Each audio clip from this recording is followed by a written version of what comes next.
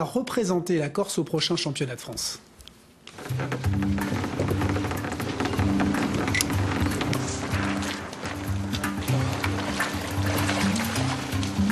Petit coup.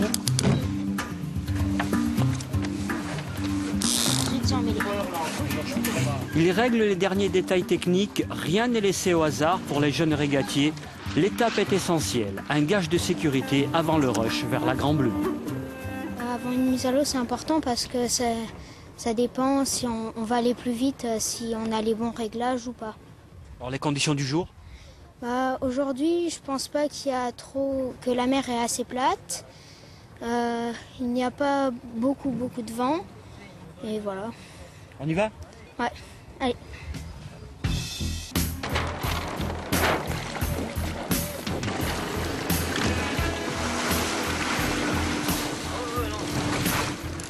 La séance du jour parachève une série de stages de perfectionnement open beak et laser, axe prioritaire dans le développement de la discipline, résultante d'une politique régionale engagée depuis 2 ans par la Ligue Corse de voile. Cette année, donc, on va voir les premiers résultats lors des compétitions. On en a une mi-mai sur le week-end de l'Ascension. Et ensuite, on partira au mois de juillet et d'août sur les championnats de France. Donc on verra ce que ça va donner là.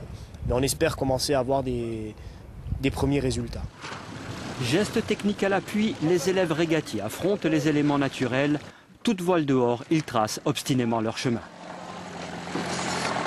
Régulièrement tout au long du stage, on fait des petites manches d'entraînement qui permettent aux coureurs de se positionner et de voir leur niveau. Je leur demande également de travailler sur leurs points forts, leurs points faibles, et de bien les identifier pour pouvoir pour avoir des axes de progrès. La flotte poursuit son mini-périple, elle navigue presque dans l'inconnu. Compliqué pour certains, mais l'exercice est indispensable dans la courbe de progression. Il sera bien utile lors des prochaines échéances sportives. On travaille tous les jours avec des différentes conditions, autant de vent que de mer. Donc ça nous permet d'être prêts à toutes conditions. Quel sera ton objectif? De finir dans les 30 premiers pour pouvoir partir au championnat d'Europe. C'est ambitieux. Ouais, c'est sûr.